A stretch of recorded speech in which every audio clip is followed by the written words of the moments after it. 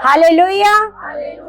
तो सर्वशक्तिमान परमेश्वर का हम धन्यवाद करते हैं। आज का सुंदर समा हमारे परमेश्वर ने दिया, जो पिता ने हम सबको यहाँ पर इकट्ठा किया अपनी महिमा के लिए, क्योंकि हम अपने परमेश्वर का हर समय, परमेश्वर का वचन कहता है कि क्या करते रहो, धन्यवाद। क्या करते रहो, धन्यवाद।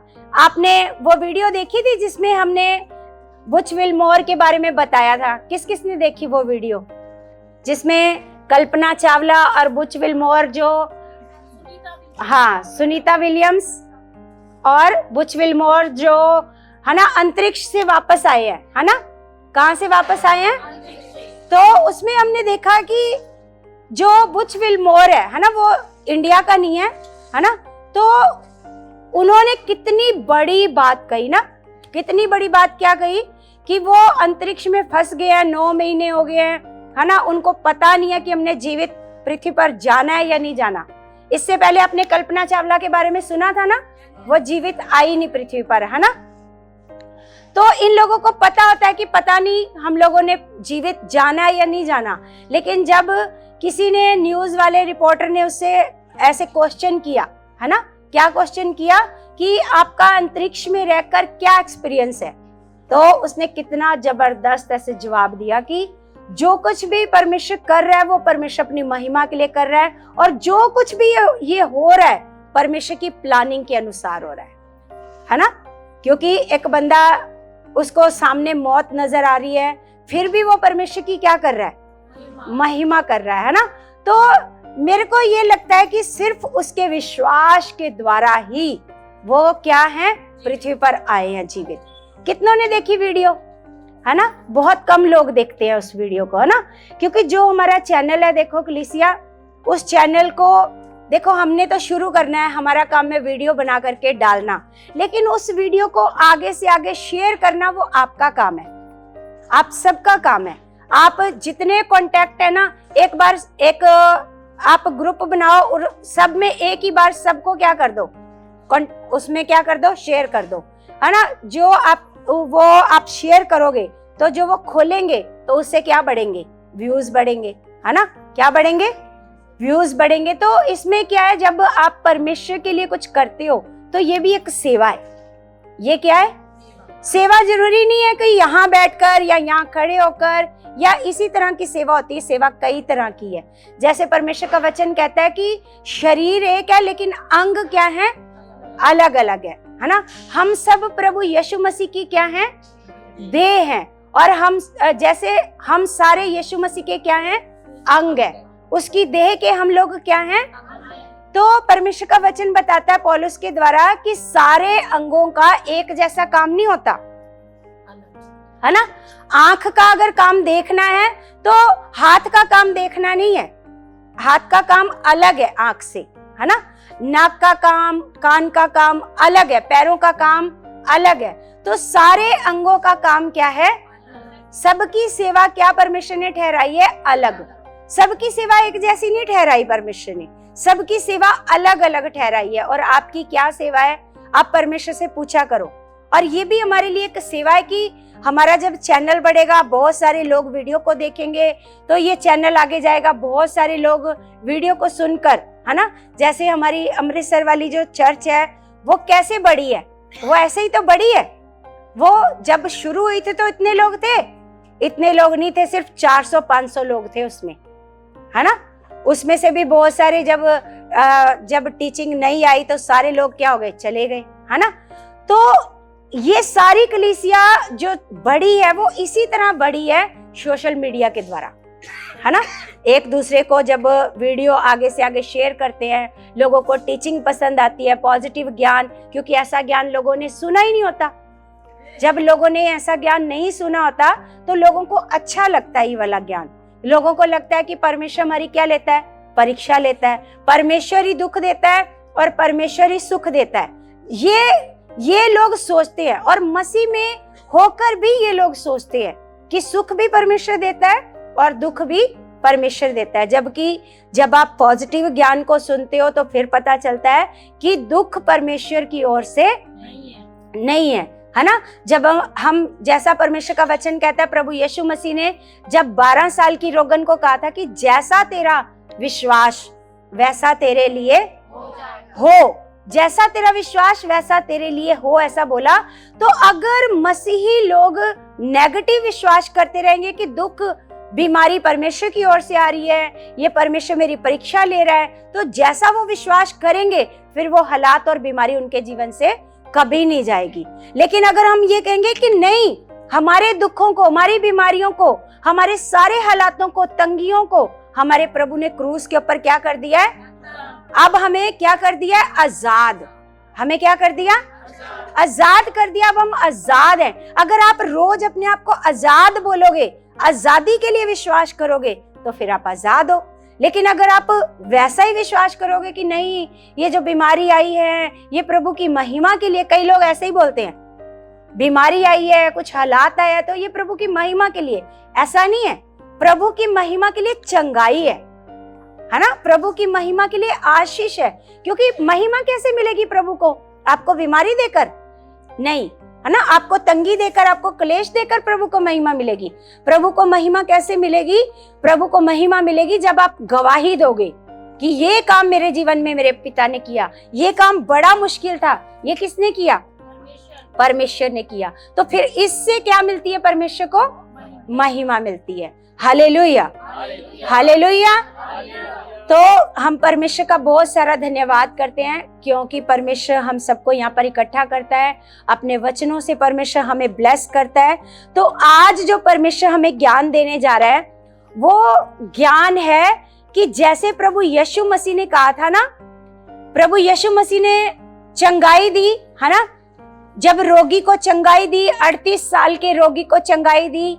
और जब एक पापन स्त्री जो व्यभिचार में पकड़ी गई थी, है ना, तो जब उसको क्षमा किया तो फिर उसको क्या बोला, फिर से पाप। तो आज जो टॉपिक परमेश्वर ने मुझे दिया है वो यही है कि फिर से पाप नहीं करना। तो हम वचन पढ़ते हैं यूहन्ना 8 अध्याय, यूहन्ना 8 अध्याय। क्योंकि परमेश्वर ने अगर हम लोगों को चुना है तो परमेश्वर ये चाहता है कि जब हमें यीशु मसीह ने अपने लहू से धो करके शुद्ध किया है, फिर हम दोबारा से पाप ना करें। तो 8 का हम पढ़ते हैं 11। ये वाली स्टोरी तो आप जानते ही हो ना, जब एक व्यभिचार में पकड़ी गई औरत, उसको फरीसी यीशु मसीह के पास लेकर आते हैं।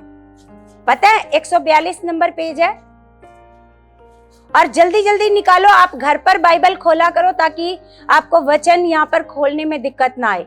क्योंकि जो लोग घर पर बाइबल नहीं ना खोलते, उनकी यहाँ पर बाइबल नहीं खुलती, उनको मिलता ही नहीं यूहन्ना कहाँ है, उनको पता ही नहीं वचन कहाँ है। जिनकी घर पर रोज बाइबल खुलती है उनको पता होता है कि ये वचन कहाँ पर लिखा है। तो ये जो स्टोरी है, ये देखो प्रभु यीशु मसीह क्या कर रहे थे, लिखा प्रभु यीशु मसीह, अगर हम शुरू से पढ़ते हैं 8 का 1 से। परंतु यीशु जैतून के पहाड़ पर गया, भोर को वह फिर मंदिर में आया, सब लोग उसके पास आए और वह बैठकर उन्हें उपदेश देने लगा। क्या कर रहा था प्रभु यीशु मसीह, लोगों को क्या कर रहे थे प्रभु यीशु मसीह, उपदेश दे रहे थे, है ना। तो फरीसी लोग क्या किया, फरीसी लोग एक व्यभिचार में पकड़ी गई औरत को यीशु मसीह के सामने लेकर के आते हैं और क्या कहते हैं कि व्यवस्था में तो लिखा है, व्यवस्था में लिखा है कि जो व्यभिचार में पकड़ा जाए उसको पत्थर मार मार के, अब तू बता कि इसका क्या करना है। मतलब वो जो औरत को लेकर के आए थे, वो इसलिए नहीं लेकर के आए थे कि उनको किसी पवित्रताई की चिंता थी, है ना, कि ये औरत पवित्रताई से नहीं जी रही, इस बात की उनको चिंता नहीं थी। किस बात के लिए लेकर के आए थे, वो यीशु को फंसाने के लिए लेकर के आए थे, यीशु को, क्योंकि वो ये देखना चाहते थे कि ये व्यवस्था को मानता है या व्यवस्था को नहीं मानता है ना। तो व्यवस्था को अगर नहीं मानेगा तो उसको क्या ठहराएंगे, दोषी। यीशु मसीह को दोषी ठहराने के लिए वो क्या कर रहे थे, ऐसे उस औरत को लेकर के आए, है ना। तो प्रभु यीशु मसीह क्या करने लगे, जब उन्होंने कहा कि बताओ इसका क्या करना है इस औरत का, है ना, तो प्रभु यीशु मसीह ने एक बात उनको बोली कि आप ऐसा करो कि वो जन इसको पहला पत्थर मारे जिसने आज तक कोई भी पाप नहीं किया, है ना। आपको पता है संसारिक लोग भी परमेश्वर के वचनों की बातों को पकड़ते हैं। आपने सुना है एक राजेश खन्ना की फिल्म है ना, जिसमें है ना वो कहते हैं जब वो औरत है ना पापन होती है तो वो कहते सारे, मतलब वो एक गाना गाता है कि आज हम सारे मिलकर इसको क्या देंगे, सजा देंगे, लेकिन पहला पत्थर वो मारो जिसने आज तक कोई भी पाप। आपको पता है संसारिक लोग बाइबल की बातों को पकड़ते हैं। सोच के देखो ये कितनी गहरी बातें हैं। सोच के देखो वो जो साइंटिस्ट जो अंतरिक्ष में गया, जो प्रभु यीशु मसीह पर क्या करता है, विश्वास। आपको पता है जो लोग नास्तिक होते हैं ना, जो विश्वास नहीं करते परमेश्वर के ऊपर, वो कहते हैं हम साइंस पर विश्वास करते हैं। जो कुछ होता है वो साइंस के द्वारा होता है। कैसे होता है? इधर देखो, सारे क्या बोलते हैं, है ना। एक लड़का एक दिन मेरे से बहुत बहस करने लगा। वो बौद्ध को मानता था। बौद्ध जो है ना, वो उसकी भक्ति करता, कहता गॉड कोई है ही नहीं, कोई गॉड है ही नहीं, जो कुछ है साइंस है, जो कुछ है वो क्या कहता, साइंस है। वो बड़ी देर तक ऐसे बहस करता रहा, मैं उसको बता रही थी परमेश्वर के बारे में। लेकिन वहीं देखो वो जो साइंटिस्ट है, जो साइंस के बारे में सब कुछ जानता है ना, वो साइंटिस्ट भी क्या कर रहा है, प्रभु के ऊपर विश्वास कर रहा है। प्रभु के ऊपर क्या कर रहा है? क्योंकि उन लोगों को पता है कि जिन जिन ग्रहों पर या अंतरिक्ष पर हम लोग आए हैं, ये सिवाय परमेश्वर के कोई और बना जीवन देने वाला। उसको पता है कि जीवन देने वाला कौन है। वो कहता है जीसस मेरा सेवियर है, मेरा बचाने वाला है ना। उसने अपने ऐसे प्रभु को महिमा दी कि वही बचाने वाला है ना। जो कुछ वो कर रहा है वो अपनी महिमा के लिए कर रहा है, और प्रभु की प्लानिंग के अनुसार सब कुछ हो रहा है ना। वो कहता है कुछ लोग ऐसा देखते हैं, ऐसा समझते हैं कि अगर कुछ गलत हो रहा है तो वो मतलब अपने मन में उदास हो जाते हैं, लेकिन वो ये नहीं समझते कि परमेश्वर का वचन कहता है कि जो लोग परमेश्वर को प्रेम करते हैं, सारी बातें मिलकर उनके लिए क्या होती हैं, भलाई को उत्पन्न करती हैं, है ना। हमारे लिए कुछ भी, मान लो हमें ऐसा लग रहा है आज मेरे साथ ये गलत हो गया, लेकिन आप धन्यवाद करो परमेश्वर, इसमें मेरे लिए क्या है, इसमें मेरे लिए क्या है, भलाई है। तो सच में अगर आपका विश्वास, आपका सदा परमेश्वर पर भरोसा है कि मेरा पिता मेरे जीवन में कुछ भी गलत नहीं कर सकता, तो हमारा भरोसा जब इतना स्ट्रोंग होएगा, फिर आप परमेश्वर के बड़े कामों को देखोगे। जिस प्रकार बुच विल्मोर ने अपने जीवन में परमेश्वर के बड़े काम को देखा, है ना। वो जीवित पृथ्वी पर आए, है ना। परमेश्वर उनको लेकर के आया सिर्फ उसके विश्वास के द्वारा। हालेलुया। तो जब प्रभु यीशु मसीह ने ऐसे कहा कि पहला पत्थर वो मारो जिसने आज तक कोई पाप नहीं किया, तो ऐसा बोलकर प्रभु यीशु मसीह ऐसे नीचे जमीन पर ऐसे उंगली से कुछ लिखने लगे। ऐसे मुंह नीचे करके क्या करने लगे, लिखने लगे। लिख नहीं रहा था प्रभु यीशु मसीह, ऐसा नहीं कुछ लिख रहा था, वो परमेश्वर का धन्यवाद कर रहा था। तो जब वो ऊपर उठा तो देखा वहां पर कोई नहीं है, वहां पर कोई नहीं है। तो वो बस औरत खड़ी है जिसको वो लेकर के आया था। वो औरत से पूछता है ये सारे लोग कहाँ गए? कह रही पता नहीं कहाँ गए। उन्होंने तेरे को सजा नहीं दी? कहते नहीं, मेरे को कोई सजा नहीं दी।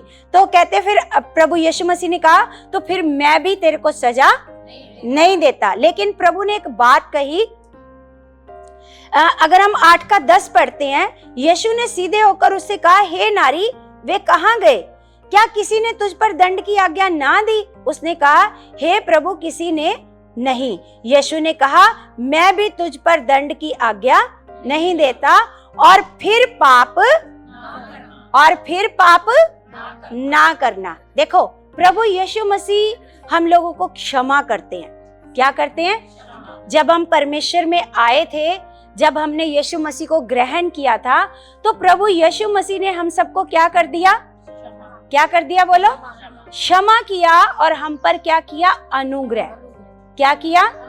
हम पर अनुग्रह किया, और हमें सारे पापों से, हमने बहुत पाप किए थे, अपना समय बिना परमेश्वर के बिताया, और परमेश्वर ईश्वर होते हुए हमने किसी और को ईश्वर समझा, है ना। तो ये भी हमने क्या किया? पाप किया, हमने इतने पाप किए, लेकिन प्रभु यीशु मसीह ने क्या किया? उन सारे पापों को क्या कर दिया? क्षमा। लेकिन परमेश्वर हमसे एक इच्छा रखता है, हमें एक आज्ञा देता है। ये आज्ञा है, ये प्रभु यीशु मसीह ने इसको पापन को क्या दी? आज्ञा दी कि फिर से पाप ना करना। तो आज का ये जो टॉपिक है, तो ये यही है कि परमेश्वर ये चाहता है कि जब मैंने तुम्हें एक बार अपने लहू से धोया है, तुम्हें शुद्ध किया है, तुम्हें पवित्र किया है, तुम्हारे सारे पापों को क्षमा कर दिया है, अब तुम क्या करो? फिर से पाप ना करो। आपको पता है क्या क्या पाप है? जैसे मैंने बताया था कि आलस करना भी एक पाप है। आलस करना क्या है?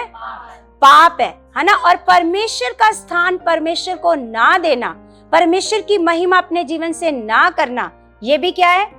ये भी एक पाप है ना। तो पाप कई प्रकार के हैं, जिसको प्रभु यीशु मसीह ने नाम लेकर के नहीं बोला कि तू दोबारा से व्यभिचार, ये नहीं बोला उसको। क्या बोला? अब हम एक वचन और पढ़ते हैं, इसी का पीछे जाएंगे 5 अध्याय 5 का पढ़ेंगे, 5 का पढ़ेंगे 14। अब ये वाली भी स्टोरी आप जानते हो ना। ये 38 साल से बंदा क्या था? ये ऐसे बीमार था, ये लकवे का रोगी नहीं था, ऐसे बीमार था। और ये कुंड के पास इसके परिवार वाले, जो पानी ऐसे हिलता था कुंड, उसके पास छोड़ के चले गए, है ना। कि क्योंकि जब पानी का कुंड हिलता था, जो उस हिलते हुए पानी में ऐसे नहा लेता था, है ना, उसमें डुबकी लगा लेता था, वो क्या हो जाता था? चंगा हो जाता था।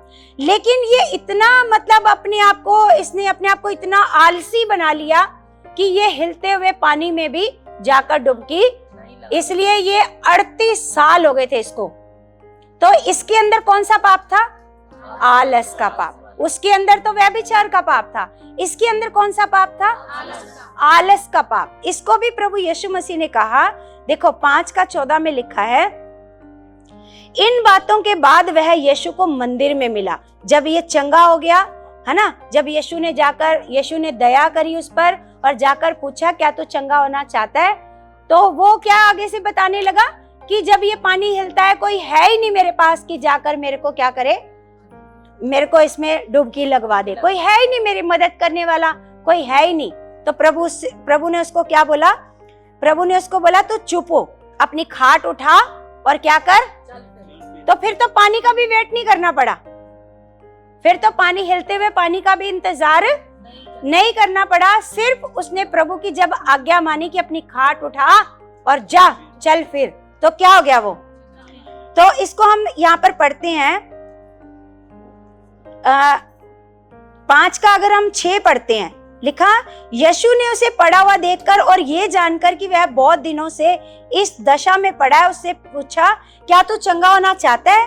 उस बीमार ने उसको उत्तर दिया, हे प्रभु, मेरे पास कोई मनुष्य नहीं कि जब पानी हिलाया जाए तो मुझे कुंड में उतारे, परंतु मेरे पहुंचते पहुंचते दूसरा मुझसे पहले उतर जाता है। यीशु ने उसे कहा, उठ, अपनी खाट उठा और चल फिर। लिखा वह मनुष्य तुरंत चंगा हो गया, फिर हिलते हुए पानी का इंतजार नहीं करना पड़ा। जैसे ही प्रभु ने उसको कहा कि उठ, तू अपनी खाट उठा और चल फिर, तो जब उसने प्रभु की इस बात पर मन लगाया तो वो तुरंत क्या हो गया? तुरंत चंगा हो गया। और लिखा वह मनुष्य तुरंत चंगा हो गया और अपनी खाट उठाकर चलने फिरने लगा, है ना। जब ये सब कुछ हो गया, तो जब ये चंगा हो गया, तो फिर इन बातों के बाद वो यीशु को कहाँ मिला? मंदिर में। कहाँ मिला? मंदिर में मिला। और लिखा यीशु ने उससे कहा, देख तू चंगा हो गया है। क्या बोला? देख तू चंगा हो गया है, फिर से पाप मत करना, ऐसा ना हो कि इससे कोई भारी विपत्ति तुझ पर आ पड़े, है ना। इसका मतलब जब हम प्रभु में आते हैं तो प्रभु हमें सारे दुखों से क्या कर देते हैं। कितनों की बीमारियां गई हैं, कितनों के हालात गए हैं जब प्रभु में आप आए थे, गए ना हालात।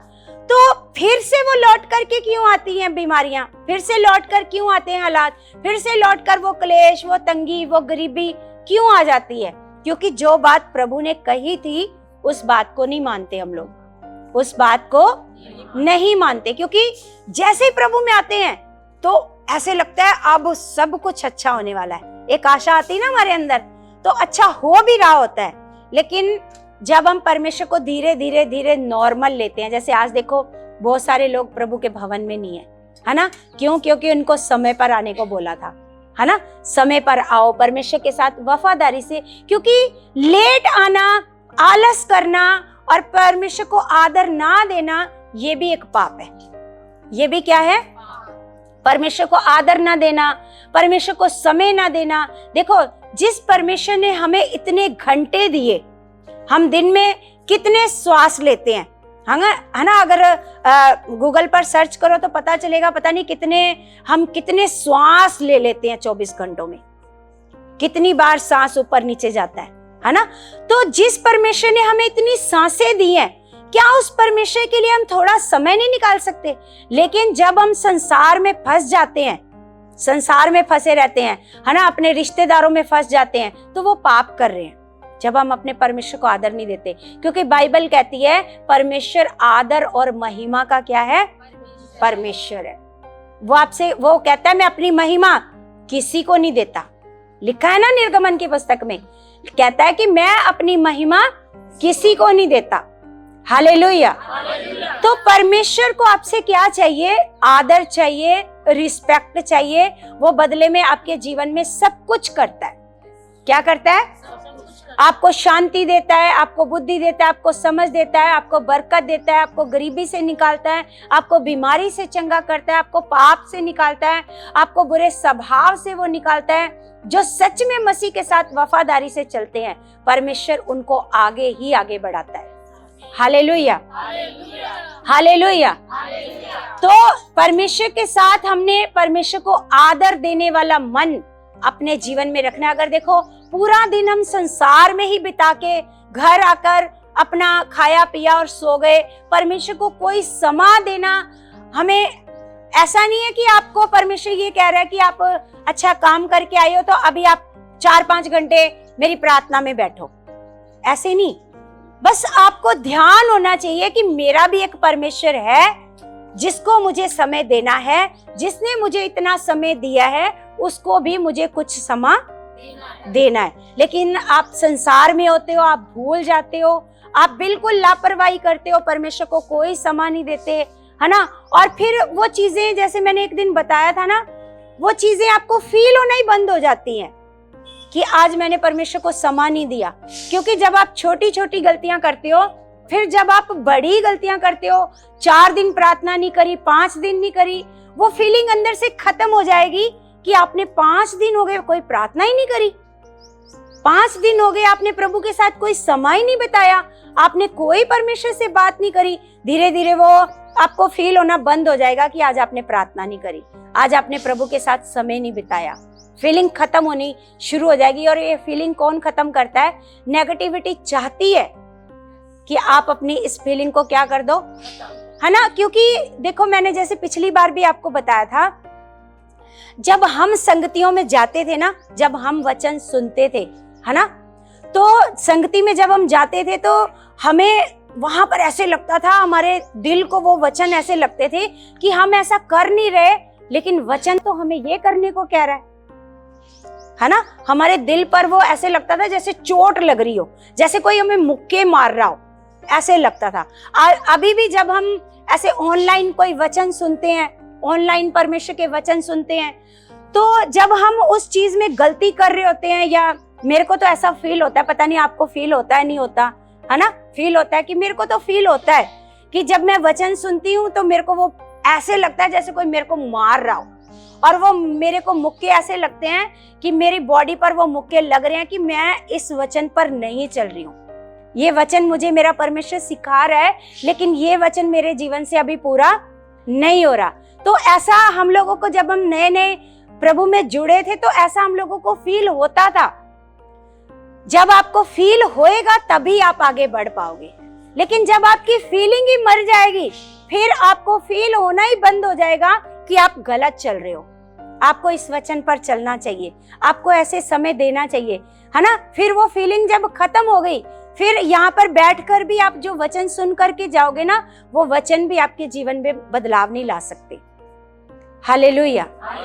कितनों के साथ हुआ ऐसा, कितनों के साथ ऐसा हुआ कि वो वचन हमें लगते हैं यहाँ पर आकर के कि हाँ ये वचन ये बता रहा है और वचन के साथ हम ऐसा नहीं कर रहे। जैसे देखो परमेश्वर का वचन बताता है, जो बच्चे हैं, जो यूथ बच्चे हैं, उनके लिए परमेश्वर का वचन बताता है कि अगर तू अपनी माता पिता का आदर करेगा तो अपने देश में निडर बसा रहेगा, है ना।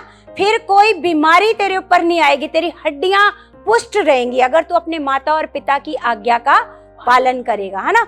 लेकिन ये वचन अगर बच्चों को नहीं लग रहा कि मैं तो अपने पापा को, अपनी मम्मी को झूठ बोल कर जाता हूँ, मैं जाता कहीं हूँ और अपनी मम्मी को, अपनी पापा को बताता कहीं हूँ, है ना। झूठ बोलोगे तो आपको वो फीलिंग अंदर से नेगेटिविटी खत्म कर देगी कि तू गलत कर रहा है, तेरे को ऐसे नहीं करना चाहिए। तेरे को तेरे परमेश्वर का वचन क्या सिखा रहा है ना। जब आपको वो चीज नहीं फील होती ना, यहाँ बैठकर समझ लो वो चीज, वो फीलिंग आपके अंदर से नेगेटिविटी ने खत्म कर दी है। Hallelujah, hallelujah. तो वो ये चाहता है कि वचन सुना और उसको आप अनसुना कर दो, वो ये चाहता है। इसलिए प्रभु यीशु मसीह ने, कल मैं ऐसे प्रार्थना में बैठी थी तो परमेश्वर को कहा, परमेश्वर बताओ कि देखो नई नई चीजें कौन सिखा सकता है हमें। ये बाइबल तो है हमारे पास बहुत सालों पुरानी, लेकिन परमेश्वर बाइबल से भी सिखाता है और परमेश्वर में ताजा ताजा वचन देता है ना। जब मैंने कहा परमेश्वर बताओ कि क्या वचन बोलना है, परमेश्वर ने बोला कि ये वचन बोलना है कि अपने लोगों को ये सिखाना है, ये मेरी भेड़ें हैं और ये मेरे पीछे चलें, इनको ये फील हो कि हम यहाँ पर गलत हैं, हम यहाँ पर क्या हैं, गलत हैं, है ना।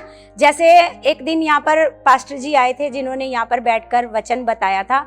जब उन्होंने आत्मा के फलों के बारे में बताया था ना, तो सच में, जैसे देखो मेरे को तो बहुत कम मौका मिलता है ना वचन सुनने का, मैं तो ऑनलाइन ही सुनती हूँ। तो उस दिन जब मैंने वचन सुना था तो वो वचन मेरे को लगा कि ये सच में जो आत्मा के फल हैं अभी पूरी तरह से मेरे अंदर काम नहीं कर रहे। तो प्रार्थना में जाते हैं, परमेश्वर से मांगते हैं कि हाँ परमेश्वर अभी भी ये कमियां हमारे अंदर हैं, अभी भी हम पूरी रीति से पवित्र आत्मा के अनुसार। तो और बढ़ने वाला क्या आता है फिर, क्या आता है फिर, और बढ़ने वाला मन। हाँ परमेश्वर तेरा वचन कहता है कि अगर हम आपसे प्रार्थना करेंगे तो आप हमें सिखाओगे, आप हमें बढ़ाओगे, आप हमारी मदद करोगे, है ना। फील करवाओ परमेश्वर, क्या करवाओ। तो इसलिए प्रभु यीशु मसीह ने इनको क्या बोला, इनको फील करवाया उनके पापों का, कि मैंने तुम्हारे कौन से पाप माफ करे हैं। हालेलुया। तो हम एक वचन पढ़ते हैं, इन्हीं ये जो व्यवस्था में लिखा था ना, इनको पत्थर मार के क्या कर दो, मार दो। तो हम वचन निकालते हैं लेव्य व्यवस्था की पुस्तक, लेव्य व्यवस्था की पुस्तक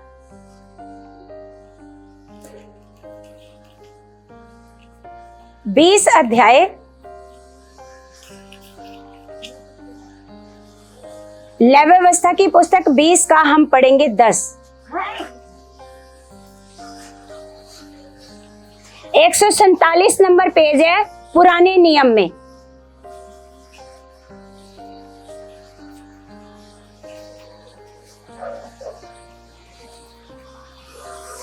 लिखा, फिर यदि कोई पराई स्त्री के साथ व्यभिचार करे, जिनको नहीं मिला वो छोड़ दो, जिनको नहीं मिला वो छोड़ दो। ऐसे सुनने में मन लगाओ, क्या लिखा है इधर, क्योंकि अगर आप ढूंढते रहोगे तो ये वाला सुनने वाला वचन भी फिसल जाएगा। तो सुनने में मन लगाओ, क्या लिखा, फिर यदि कोई पराई स्त्री के साथ व्यभिचार करे तो जिसने किसी दूसरे की स्त्री के साथ व्यभिचार किया हो वह व्यभिचारी और वह व्यभिचारिणी दोनों निश्चय मार डाले जाएं, है ना। अगर क्या लिखा है, कोई स्त्री किसी के साथ व्यभिचार करे और वो पुरुष जिसने व्यभिचार करा है और ये व्यभिचारिणी औरत, दोनों अगर ये पकड़े जाते हैं तो दोनों को क्या कर दिया जाए, मार दिया जाए। ये व्यवस्था में लिखा था। मैं आपको ये वचन इसलिए पढ़ा रही हूं क्योंकि आगे जाकर फिर आपको समझ में आएगा। तो एक वचन हम और पढ़ते हैं, व्यवस्था विवरण। व्यवस्था विवरण थोड़ा सा आगे जाएंगे, 22 अध्याय 22 का हम पढ़ेंगे 22, क्योंकि ये जो व्यवस्था थी ये परमेश्वर ने दी थी मूसा को, ये ऐसे ही नहीं उसके दिमाग में अपने आप आ गई। क्योंकि जो इजरायली लोग थे जिनको मूसा छुड़ा करके लाया था, वो क्या कर रहे थे? वो व्यभिचार कर रहे थे। वो जंगल में रहकर भी क्या कर रहे थे? पाप, व्यभिचार कर रहे थे। तो उनके लिए मूसा को परमेश्वर ने क्या दी? क्योंकि उनको थोड़ा डर हो कि अगर हम पकड़े जाएंगे तो हमें मार दिया जाएगा, है ना। तो इसलिए ये व्यवस्थाएं उनके लिए दी थी। तो यहाँ पर लिखा 22 का 22 में लिखा, यदि कोई पुरुष दूसरे पुरुष से ब्याही हुई स्त्री के संग सोता हुआ पकड़ा जाए, तो जो पुरुष उस स्त्री के संग सोया हो वह स्त्री दोनों मार डाले जाएं। लिखा, इस प्रकार तू ऐसी बुराई को इजराइल में से दूर करना। ऐसी बुराई को क्या करना? इजराइल में से दूर करना। तो ये पाप था, ये पाप था। देखो मेरी बात सुनो इधर, ये पाप था। तो ऐसा नहीं कि प्रभु यीशु मसीह ने पाप को क्या दे दी? शह दे दी, है ना। जा उस औरत को माफ करके क्या दे दी? जबकि व्यवस्था उस औरत को मारने को कह रही है। व्यवस्था क्या कह रही है? व्यवस्था उस औरत को क्या कह रही है? मारने को कह रही है। लेकिन प्रभु यीशु मसीह ने उसको माफ करके क्या उसको पाप करने की शह दे दी? क्या परमेश्वर यीशु मसीह की नजर में जो उसने ऐसे पाप करा वो क्या छोटा पाप था? नहीं, वो बड़ा पाप था। लेकिन वहां पर प्रभु यीशु मसीह ने उस पर क्या किया? अनुग्रह। क्या किया? अनुग्रह किया। क्योंकि देखो हम लोग एक वचन पढ़ते हैं मत्ती की पुस्तक 5 का, क्योंकि उनको प्रभु यीशु मसीह ने बहुत बार बता दिया था। मत्ती की पुस्तक 5 का पढ़ेंगे हम लोग 17।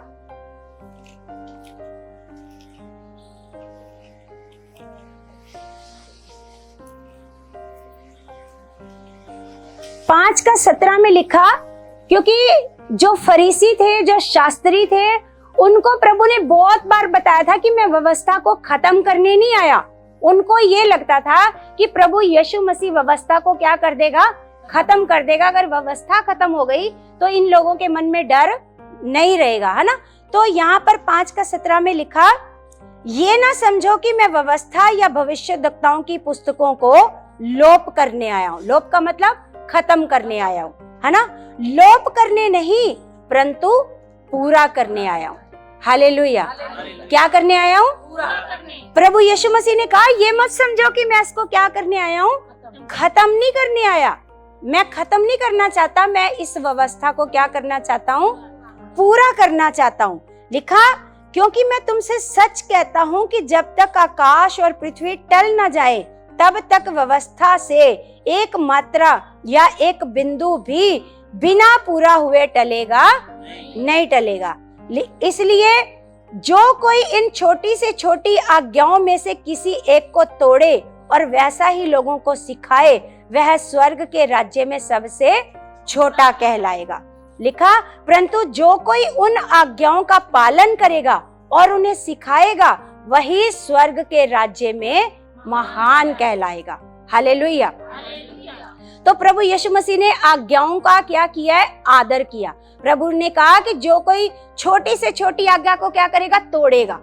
इसलिए मैं आपको कहती हूँ, जब परमेश्वर की आज्ञाओं की बात आती है, परमेश्वर के वचनों की बात आती है, तो आप वचन को बिल्कुल इग्नोर मत करा करो कि वचन क्या कहता है। क्योंकि प्रभु ने कहा जो कोई छोटी से छोटी आज्ञाओं को तोड़ेगा और वैसा ही लोगों को सिखाएगा, वो स्वर्ग के राज्य में सबसे क्या किया जाएगा? छोटा।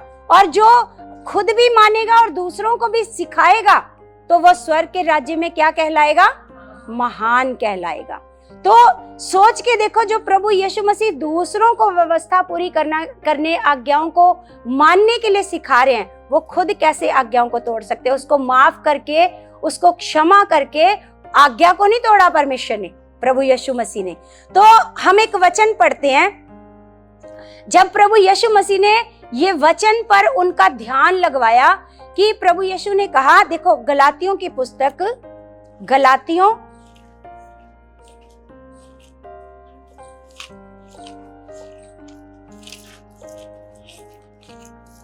गलातियों की पुस्तक 5:14। जब प्रभु यीशु मसीह पर वो इस बात का दोष लगाते थे कि ये व्यवस्था को क्या नहीं करता, व्यवस्था को नहीं मानता, तो प्रभु यीशु मसीह ने उनको ये बात बताई, क्योंकि सारी व्यवस्था इस एक ही बात में पूरी हो जाती है। सारी जो व्यवस्था है इस एक ही बात में पूरी हो जाती है, तू अपने पड़ोसी से अपने समान प्रेम रख, है ना। क्योंकि अगर हम प्रेम नहीं रखते, क्षमा नहीं करते, तो फिर व्यवस्था से हम लोग बाहर है। उनका ध्यान सिर्फ व्यवस्था के लिखे हुए अक्षरों पर है। उनका जो फरीसियों का जो ध्यान था वो व्यवस्था के लिखे हुए केवल अक्षरों पर था, लेकिन प्रभु यीशु मसीह का जो ध्यान था वो उसके मतलब पर था कि इसका मतलब क्या है।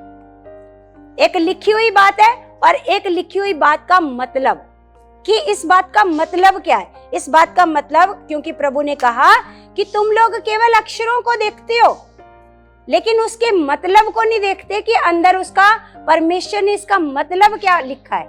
इसका मतलब ये है, क्योंकि सारी व्यवस्था एक ही बात में पूरी हो जाती है, तो अपने पड़ोसी से अपने समान। पर यदि तुम एक दूसरे को दांत से काटते और फाड़ खाते हो तो चौकस रहो कि एक दूसरे का सत्यानाश ना कर दो, है ना।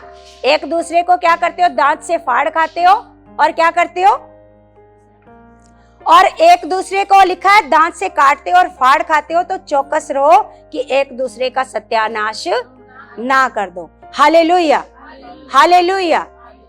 तो जब प्रभु यीशु मसीह ने, देखो, जब प्रभु यीशु मसीह ने मतलब उसके जो पाप था, उसके अंदर पाप था, उस पाप का क्या किया, प्रभु यीशु मसीह ने इनकार किया। उस इनकार करके उसको क्या किया, ऐसे क्षमा किया। तो इसका मतलब क्या था, पर प्रभु यीशु मसीह ने उस पर क्या किया है, उसे क्षमा करके उसको एक मौका दिया है। आपको पता है हमें भी हमारा परमेश्वर क्या करता है, हमें क्षमा करके हमें क्या देता है, मौका देता है। क्योंकि परमेश्वर का वचन कहता है वो तुम सब के लिए अभी धीरज धर के बैठा है। अभी वो कितना धीरज धर के बैठा है, आपको कितनी बार सोच के देखो, हमें प्रभु ने कितनी बार क्षमा कर दिया, है ना। कितनी बार हम रोज गुस्सा करते हैं, रोज लड़ाई करते हैं, रोज दूसरे का बुरा करते हैं, रोज परमेश्वर का निरादर करते हैं, हर बार सुनकर जाते हैं, फिर भी संगतियों में लेट आते हैं, प्रार्थना करने में आलस करते हैं, है ना। अपना बीज देने में अपना मन क्या करते हैं, छोटा कर लेते हैं, है ना। तो ये सब क्या है, पाप है ना। हम सब क्या कर रहे हैं, रोज पाप कर रहे हैं। लेकिन आज परमेश्वर आज भी हम लोगों को सजा नहीं दे रहा। क्या कर रहा है वो, क्या कर रहा है वो, धीरज धर के बैठा है, वो हम लोगों को क्षमा कर रहा है, क्षमा कर रहा है ना। जैसे हम एक वचन पढ़ते हैं प्रेरितों की किताब, प्रेरितों 3:19। देखो, जब प्रभु यीशु मसीह ने उस औरत को क्षमा किया तो प्रभु यीशु मसीह क्या चाहता था, प्रभु यीशु मसीह ये चाहता था कि वो अपना मन फिराकर क्या करे, प्रभु के पास लौट आए, है ना। जैसे यहाँ पर वचन में लिखा है, इसलिए मन फिराओ और लौट आओ कि तुम्हारे पाप मिटाए जाएं। क्या लिखा है, इसलिए मन फिराओ। परमेश्वर का वचन क्या कहता है, मन फिराने को कहता है परमेश्वर का वचन, कि वो वचन आपको लगना चाहिए, कि यहाँ पर लगना चाहिए कि ये वचन को मैं पूरा अभी नहीं कर रही हूँ, या इस वचन के अनुसार मैं नहीं चल रही हूँ। हालेलुया। जिसको ये वचन यहाँ पर नहीं लगता ना, समझ लो ये फीलिंग आपके अंदर से शैतान ने खत्म कर दी है। जिसको यहाँ पर बैठकर वचन नहीं लगता, किस किस को लगता है, यहाँ पर बैठते हो तो वचन लगता है कि हाँ ये वचन मेरे को ऐसे लग रहा है, ऐसे लग रहा है जैसे कोई मेरे को मुक्के मार रहा हो। किस किस को लगता है ऐसे, है ना। तो ऐसा लगना चाहिए। अगर नहीं लग रहा ना, तो इसका मतलब आपको बहुत प्रार्थना में जाने की जरूरत है, क्योंकि आपकी सारी फीलिंग को शैतान ने क्या कर दिया है। क्योंकि जिसकी फीलिंग खत्म है ना, वही अगली बार फिर से वही गलती करता है। अगली बार से वो वही गलती करेगा जिसकी फीलिंग खत्म है। और जिसकी फीलिंग अभी ऐसे चल रही है कि मैंने ये गलती करी, अगले संडे कभी नहीं, अगले संडे कभी नहीं, जिसके अंदर ये चलता रहता है वो अगली बार वो वाली गलती को नहीं करता, वो वाली गलती को नहीं करता, है ना। जैसे मैंने कुछ लोगों को देखा है यहाँ संगति में, कुछ लोगों के अंदर ये चीज है कि हमने ये वाले संडे ये वाली गलती नहीं करनी, लेकिन कईयों के अंदर वो फीलिंग खत्म है, उनको फील ही नहीं होता कि मैं आज भी गलती करे जा रहा हूं, आज भी गलती करे जा रहा हूं या करी जा रही हूं, है ना। लेकिन कुछ लोगों को मैंने देखा उनके मन में ऐसा वो वचन बैठ गया कि वो लोग जल्दी परमेश्वर के भवन में आ जाते हैं, जल्दी आ जाते हैं, दूर से भी, है ना। जैसे ये देखो नरेले से मैं इनको देखती हूँ, आज ये 9 बजे आ गए, आज ये 9 बजे आ गई बहनें, है ना। तो मतलब वो वचन क्या करता है, अंदर अंदर हमें बदलता है। लेकिन अगर वो वचन आपको नहीं बदल रहा, आज भी आप ढीठ हो, अगले हफ्ते भी ढीठ ही हो, फिर उससे अगले हफ्ते भी आप ढीठ ही हो, फिर वो वचन आपको बदल नहीं रहा, फिर वो वचन आपके जीवन में काम नहीं कर रहा। फिर ये वही वचन प्रभु यीशु मसीह ने जो उनको कहा था कि दोबारा से पाप, फिर से पाप नहीं करना, तो ये वचन आपको अंदर टच करना चाहिए कि नहीं, इस संडे मैंने सुन लिया, लेकिन अगले संडे मैंने ये वाली गलती को नहीं करना। Hallelujah, hallelujah. तो यहाँ पर परमेश्वर का वचन कहता है कि मन को फिराओ। क्या कह रहा है परमेश्वर का वचन? मन फिराओ और लौट आओ, लौट के आओ, फिर से दोबारा ढीठ मत बनो। फिर से इधर देखो, इधर देखो, सारे सामने देखो, सामने देखो, परमेश्वर के वचन में देखो सामने। तो यहाँ पर लिखा, मन फिराओ और लौट आओ कि तुम्हारे पाप मिटाए जाएं, तुम्हारे पाप मिटाए जाएं, जिससे प्रभु के सम्मुख से विश्रांति के दिन आए। क्या आए? तुम्हारे जीवन में अगर आपने ये पापों को करना बंद कर दिया, इस बुराई को करना बंद कर दिया, फिर आपके जीवन में क्या आएगा? कौन से दिन आएंगे? विश्रांति के दिन आएंगे। Hallelujah, hallelujah. तो परमेश्वर का यहाँ पर ऐसे जो प्रभु यीशु मसीह ने कहा कि पाप मत करना, इधर देखो सारे, जो प्रभु यीशु मसीह ने ये कहा था कि पाप नहीं करना, तो इसका मतलब ये नहीं था कि हमारे अंदर में जो पाप है, जो आदम और हवा से पाप चल रहा है, तो वो पाप खत्म हो गया। वो पाप क्या हो गया?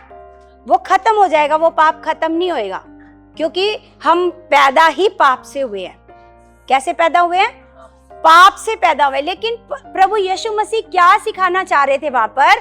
प्रभु यीशु मसीह ये सिखाना चाह रहे थे कि वो वाले पाप वाले काम जो तुम करते हो, देखो पाप तुम्हारे अंदर है, बुराई हमारे अंदर है, लेकिन उस पाप के द्वारा जो तुम पाप करते हो, बुराई करते हो, ढीठ वाला मन, ये, क्योंकि कल जब मैं ऐसे प्रार्थना में बैठी थी ना, जब मैं इन वचनों को पढ़ रही थी, जब इन वचनों को मैं परमेश्वर से सीख रही थी, तो परमेश्वर मेरे को बता रहा था कि ये वो वाला पाप है जो लोग सुनकर जाते हैं, लेकिन फिर भी इनका मन नहीं बदलता, इनका मन नहीं चेंज होता।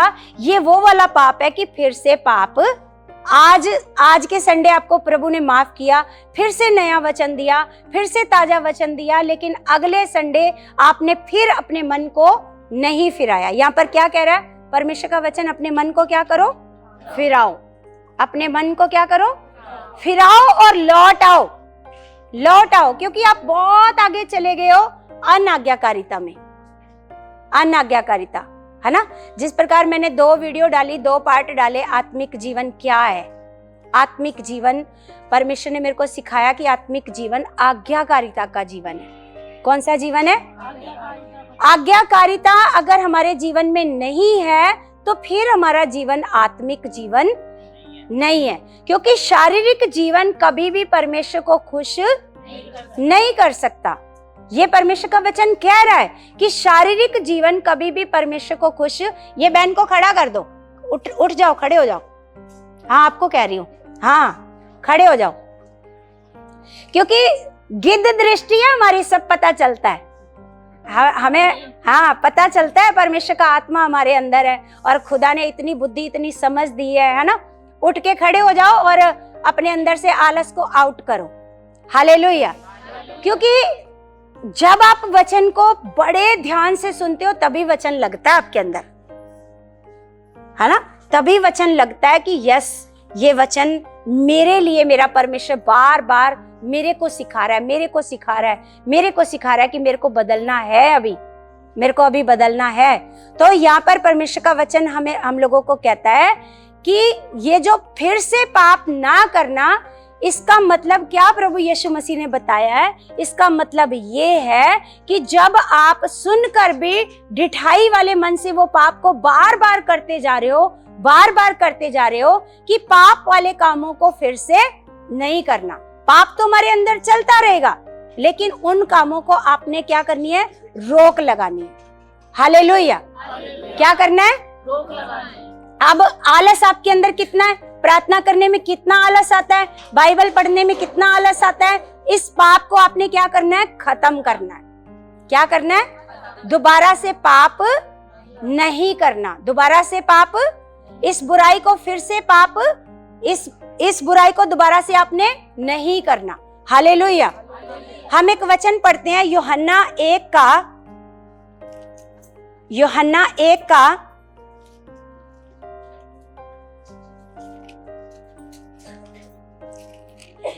जब प्रभु यीशु मसीह ने उस औरत को क्षमा किया, इधर देखो, जब प्रभु यीशु मसीह ने क्या किया, यूहन्ना 1 का हम पढ़ेंगे 14। इधर देखो, सामने देखो, सारे सामने देखो। जब प्रभु यीशु मसीह ने उस औरत को क्षमा किया तो ऐसा नहीं कि उसने पाप को बढ़ावा दिया। क्या किया, पाप को बढ़ावा दिया। यहाँ पर प्रभु यीशु मसीह ने क्या किया, अनुग्रह। क्या किया, अनुग्रह और सच्चाई। क्योंकि यहाँ पर जो वचन बता रहा है कि और वचन देहधारी हुआ, 1 का 14 में क्या लिखा है, वचन क्या हुआ, और ये किसके बारे में लिखा है यहाँ पर, यीशु मसीह के बारे में, है ना। यीशु मसीह क्या हुए, देहधारी, है ना। क्योंकि वचन आया और वचन क्या हुआ, देहधारी। और ये वचन किसके लिए लिखा है, वचन देहधारी हुआ, यीशु के लिए वचन देहधारी हुआ और अनुग्रह और सच्चाई से परिपूर्ण होकर हमारे बीच में डेरा किया।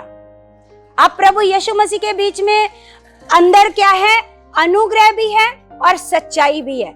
ऐसा नहीं है कि प्रभु यीशु मसीह ने उस पापन को, व्यभिचार वाली औरत को क्षमा करके अब पाप को क्या दे दिया, बढ़ावा दे दिया, कि अब लोगों को पता है कि प्रभु यीशु मसीह क्या करते हैं, क्षमा करते हैं।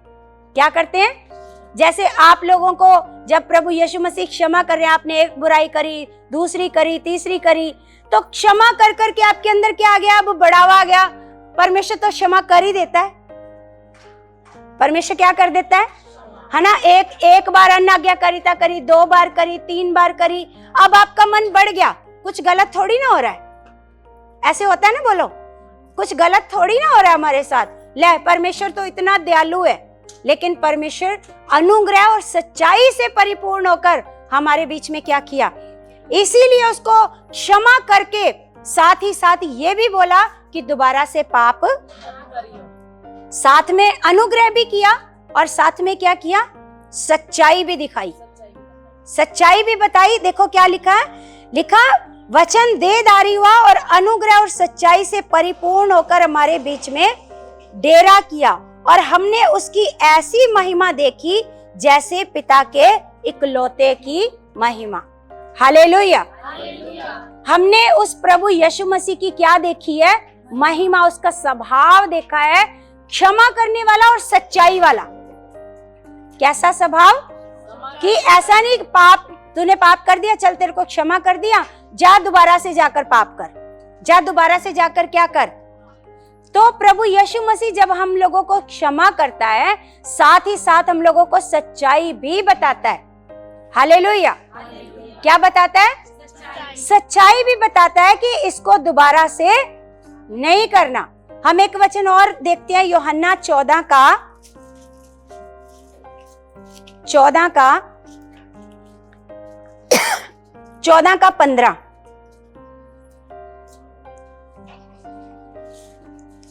लिखा, यदि तुम मुझसे प्रेम रखते हो तो मेरी आज्ञाओं को मानोगे। अगर आप सच में आप प्रभु यीशु मसीह से प्रेम रखते हो तो जो आज्ञा प्रभु यीशु मसीह ने दी है कि दोबारा से पाप नहीं करना, तो इस आज्ञा को क्या करोगे आप?